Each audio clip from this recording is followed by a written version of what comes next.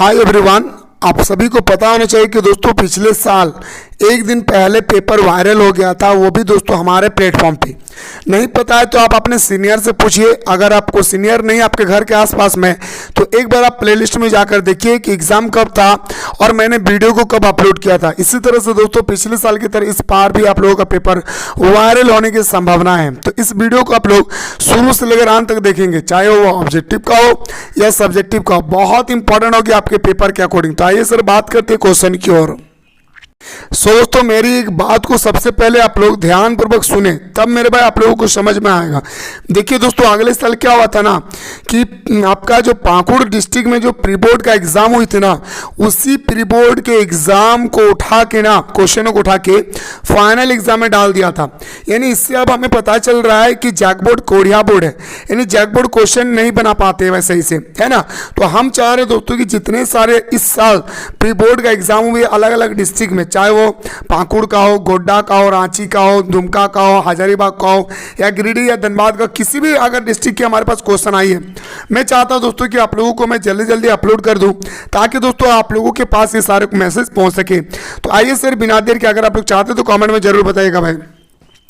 पहला क्वेश्चन पे आते सर मुस्कुरा के कि हड़प्पा सभ्यता का प्रसिद्ध बंदरगाह नगर लोथल किस नदी के किनारे स्थित है भाई? तो बोलेंगे सर हमारा भगवा नदी के किनारे स्थित है भाई। कौन सा नदी?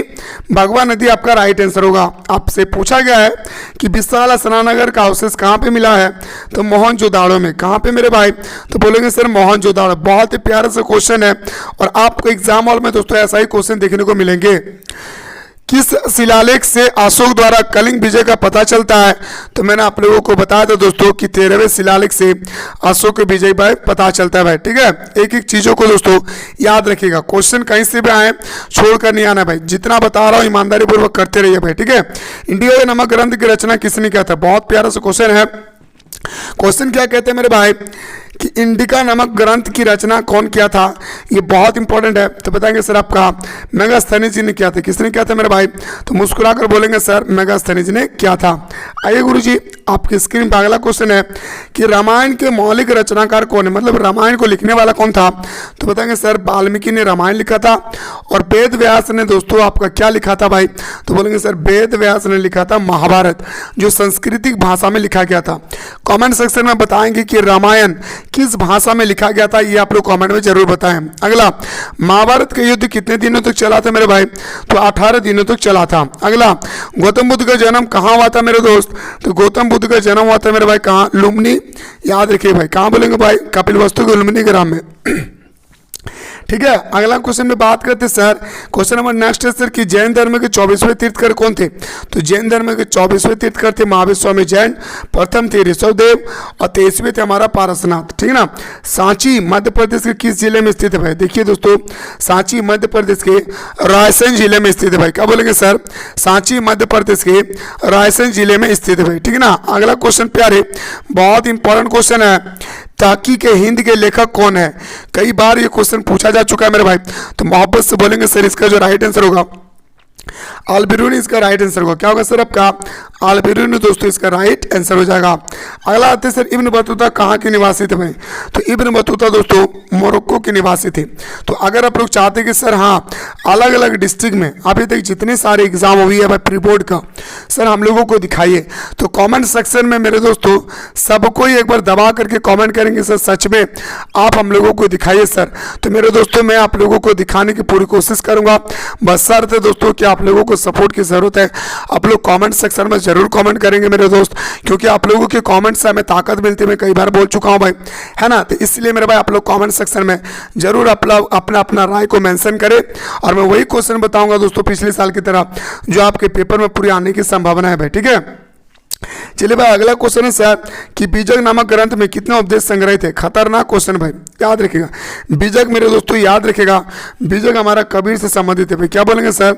बीजक हमारे किससे संबंधित मेरे भाई? कबीर से। ठीक है, अगला, नैनार संत किनकी पूजा करते थे? खतरनाक क्वेश्चन है दोस्तों। नैनार संत किनकी पूजा क्या करते थे? बहुत प्यारा सा क्वेश्चन है। शिव भगवान, विष्णु भगवान, ब्रह्मा, ये दो ऑप्शन तो नहीं होगा भाई, ठीक है ना। तो बताएंगे सर ये शिव भगवान की पूजा करते थे भाई। किसकी मेरे भाई? तो बोलेंगे सर शिव भगवान की पूजा करते थे। इन्हें हम बोल सकते हैं भाई क्या? ऑप्शन नंबर आपका बिल्कुल सही उत्तर देगा सर क्या? तो सी बी आपका राइट आंसर होगा। अगला क्वेश्चन नंबर नेक्स्ट प्यार है और इस तरह से ही क्वेश्चन आएगा, डोंट वरी। निजामुद्दीन औलिया का दरगाह कहाँ अवस्थित है? फटाफट बताएंगे दोस्तों सब कोई, तो मजा आएगा दोस्तों। निजामुद्दीन औलिया की दरगाह दिल्ली में स्थित है भाई। कहाँ पे? निजामुद्दीन औलिया की दरगाह कहाँ स्थित है मेरे रसगुल्ला? तो बोलेंगे सर दिल्ली में स्थित है भाई। चलिए अगला क्वेश्चन बात है सर, विजयनगर के प्रसिद्ध शासक कृष्णदेव राय का किससे संबंधित है भाई? तो मेरे भाई कृष्णदेव राय जो हमारा विजयनगर साम्राज्य के सबसे शक्तिशाली राजा थे एक बार देखा जाए तो मेरे दोस्तों ये संबंधित आपका तुलु वंश से। किससे मेरे भाई? तुलु वंश से। विजयनगर राज्य की स्थापना कब हुआ था? 1336 में। किसने किया था? हरिहर राय और बुक्का राय ने भी, ठीक है। एकदम दिल में इरादा बना के रखिए सर, आपसे मैं वादा करके जाता हूँ सर कि 30 में 30 में लाऊंगा भाई। 30 में 30 से 1 मार्क्स भी कोई भी विद्यार्थी को घटना नहीं चाहिए भाई।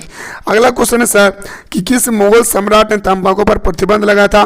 तो जहांगीर ने प्रतिबंध लगाया था, पर अकबर ने दोस्तों क्या किया था? सबसे पहले सेवन किया था भाई। अगला क्वेश्चन नंबर नेक्स्ट बात है सर, अबू फजल द्वारा रचित आइन अकबरी को कितने भागों में बांटा गया भाई? ठीक है, बहुत प्यारा सा क्वेश्चन है। आइन अकबरी को कितने भागों में बांटा गया है? ये क्वेश्चन आता है भाई, कई बार एग्जाम हॉल में आ भी चुका है। तो आइन अकबरी को दोस्तों 5 भागों में बांटते हैं। कितने भागों में? आइन अकबरी को हम लोग 5 भागों में बांटते हैं। अगला संथाल विद्रोह कब हुआ था? तो आप सभी को पता है दोस्तों कि 1855 को हमारा संथाल विद्रोह हुआ था भाई। कब हुआ था? 1855 में। सिद्धू और कान्हो ने मिलकर दोस्तों इसका नेतृत्व किया था संथाल परगना क्षेत्र से। अगला सर, बंगाल के किस गवर्नर जनरल ने अस्थायी बंदोबस्त को लागू किया था? बंगाल के किस गवर्नर जनरल ने दोस्तों अस्थायी बंदोबस्त को लागू किया था? Lord William Bentinck. क्या बोलेंगे सर? याद रखिए, लॉर्ड कॉर्नवालिस। क्या बोलेंगे सर? अस्थायी बंदोबस्त लॉर्ड कॉर्नवालिस 1793 को। कब मेरे भाई? तो बताएंगे सर लॉर्ड कॉर्नवालिस ने 1793 को क्या था भाई, ठीक है। अगला दामिनी को क्या भाई? तो बताएंगे सर बहुत ही प्यारा सा क्वेश्चन है और ये क्वेश्चन पिछले साल भी पूछा था भाई। जी हाँ, मैं बात कर रियलिटी पे। दामिनी को का अर्थ क्या होता है? ये मेरे भाई मैंने आप लोगों को सामने पिछले साल भी एग्जाम में क्वेश्चन, पहाड़ियों की भूमि को याद रखेगा भाई। क्या बोलेंगे सर? पहाड़ी। कभी कभी ना कोई संथाली लगा देते, वैसा मत कीजिएगा, ठीक है। इसका राइट आंसर होगा पहाड़ियों की भूमि को। क्या बोलेंगे सर? पहाड़ियों की भूमि को भाई, ठीक है ना। चलिए आपकी स्क्रीन पर अगला है सर कि 1857 का विद्रोह कहाँ से प्रारंभ हुआ था? 1857 के विद्रोह दोस्तों मेरठ से प्रारंभ हुआ था और दोस्तों 10 मई को प्रारंभ हुई थी, ठीक है। 1857 के विद्रोह के समय भारत के गवर्नर जनरल कौन थे भाई? तो बताएंगे सर गवर्नर जनरल थे लॉर्ड कैनिंग। क्या बोलेंगे सर? लॉर्ड कैनिंग, ठीक ना। लॉर्ड डॉलहौसी थे दोस्तों कौन? तो बताएंगे सर, याद रखिएगा लॉर्ड डॉलहौसी था दोस्तों जब हमारा 1853 में भारत में पहली बार आपका रेल लाइन शुरू किया गया था भाई, मुंबई से ठाणे के बीच में, ठीक है। आप लोग कमेंट में बताइएगा कि मुंबई से लेकर ठाणे के बीच में डिस्टेंस कितना है मेरे भाई, ठीक है। याद रखिएगा मुंबई से लेकर ठाणे तक पहली रेल लाइन बिछाई गया था, कितनी डिस्टेंस थी? अगर आपसे क्वेश्चन पूछा जाएगा डिस्टेंस, क्योंकि एक बार पूरी बोर्ड में एक डिस्ट्रिक्ट में पूछा भी गया था भाई, तो मुस्कुरा कर बोलेगा सर 34 किलोमीटर, लगभग हमारा 34 किलोमीटर नहीं है ना, 33.8 किलोमीटर, तो लगभग आपका 34 किलोमीटर मेरे दोस्तों आपको डिस्टेंस याद रखना है भाई। लखनऊ में 1857 के विद्रोह का नेतृत्व किसने किया था? लखनऊ से किया था बेगम हजरत महल ने, ठीक है। याद रखिए झांसी से किसने किया था? तो लक्ष्मीबाई ने। करो या मारो की नारा किसने दिया था? बस याद रखिएगा, करो या मारो की नारा दोस्तों महात्मा गांधी ने दिया था भाई। क्या बोलेंगे सर? करो या मारो की नारा महात्मा गांधी ने 8 अगस्त, जी हाँ मेरे भाई, 1942 को भारत छोड़ो आंदोलन के दौरान दिया था। अगला दांडी किस राज्य में स्थित है भाई? तो दांडी आपका गुजरात में स्थित है भाई। कहाँ पे? गुजरात। महात्मा गांधी के राजनीतिक गुरु कौन थे? गोपाल कृष्ण गोखले। अगला 1946 में गठित अंतरिम सरकार के प्रमुख प्रधानमंत्री कौन थे? खतरनाक बहुत प्यारे से क्वेश्चन है भाई, और ऐसे ही क्वेश्चन आता है 1946 में गठित अंतरिम सरकार के प्रमुख प्रधानमंत्री कौन थे? याद रखिए दोस्तों, ये आपसे पूछा जाएगा भाई, तो बोलेंगे सर पंडित जवाहरलाल नेहरू ही होगा, है ना भाई। क्या होगा भाई? पंडित जवाहरलाल नेहरू ही होगा। इस बात को याद रखिएगा। आपकी स्क्रीन पर अगला है सर, संविधान सभा का अस्थायी अध्यक्ष कौन है भाई? तो याद रखिएगा 11 दिसंबर 1946 को डॉक्टर राजेंद्र प्रसाद को अस्थायी अध्यक्ष बनाया गया। 9 दिसंबर 1946 को संविधान सभा की पहली बैठक होती है और इसमें दोस्तों शशिनाथ सिन्हा को दोस्तों बनाया जाता है अस्थायी अध्यक्ष। अगला भारतीय संविधान को कब कब अंगीकृत किया गया? तो बताएं तो 26 नवंबर 1949 को अंगीकृत किया गया भाई, ठीक है। आइए सर, अशोक के अधिकांश अभिलेख में प्रयुक्त दो लिपि खरोष्ठी लिपि और ब्राह्मी लिपि लिखेगा। स्त्री धन से आप क्या समझते हैं? तो स्त्री धन मतलब क्या होता है दोस्तों? जो स्त्री का जो दोस्तों संसाधन होता है, चाहे वो पैसा हो, चाहे वो कोई सामान हो, तो उसे स्त्री धन बोलते हैं। त्रिपिटक का शब्दार्थ क्या होता है मेरे भाई? तो आपको बताना होगा कि त्रिपिटक का शब्दार्थ है बौद्ध धर्म का 3 पिटक से, जिसे हम लोग 3 टोकरी भी बोलते हैं, ठीक है। आदम पिटक, विनय पिटक और एक सुत पिटक, ठीक है। गोपुरम से आप क्या समझते हैं? तो मंदिरों के प्रवेश द्वार को गोपुरम कहा जाता है भाई। क्या बोलेंगे सर?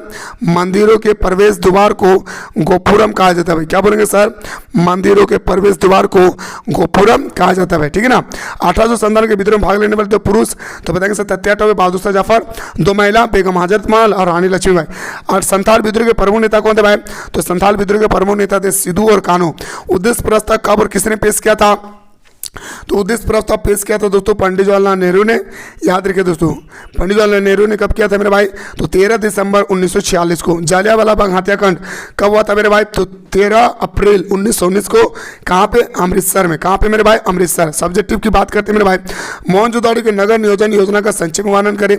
और मैं आप लोगों को बताया था दोस्तों कि मोहनजोदड़ो से 100% क्वेश्चन आएगा। मौर्य साम्राज्य का पतन मैंने बताया था, कबीर का उपदेश के बारे में बताया था, जाति वर्ण व्यवस्था बताए थे, सगुन निर्गुण भर्ती परंपरा के बारे में बताया था, अबू फजल की आयना अकबरी बताया था, संथाल विद्रोह के प्रमुख कारण परिणाम बताए थे, भारत छोड़ो आंदोलन पर संक्षिप्त टिप्पणी लिखी ये बताए थे, हड़प्पा सभ्यता के पतन के क्या कारण थे बताए थे, मगध महाजनपद सबसे शक्तिशाली था कैसे, महावीर स्वामी जैन के उपदेश और शिक्षा के बारे में बताएं, असहयोग आंदोलन का परिणाम क्या था ये आपको लिखना है भाई। 1857 की क्रांति और भारतीय संविधान की विशेषता 100% आपके पेपर में ये 2 क्वेश्चन मेरे दोस्तों आने की पूरी संभावना है। तो मेरे दोस्तों अगर आप लोग चाहते हैं कि सर आप जितने सारे डिस्ट्रिक्ट में हमारा प्री बोर्ड का एग्ज़ाम हुआ है सर, सारे डिस्ट्रिक्ट का प्री बोर्ड का एग्ज़ाम के क्वेश्चनों को जल्दी जल्दी करवा दीजिए। तो मेरे दोस्तों बस मैं वेट करता हूँ आप लोगों का कमेंट सेक्शन का। जैसे ही दोस्तों आप लोग कमेंट करेंगे, मैं उम्मीद करूँगा दोस्तों कि आप लोग को का कमेंट करते ही दोस्तों मैं आप लोगों से यही क्वेश्चन करूँगा दोस्तों कि आप लोग सारा बंदा मिलकर कॉमेंट करें।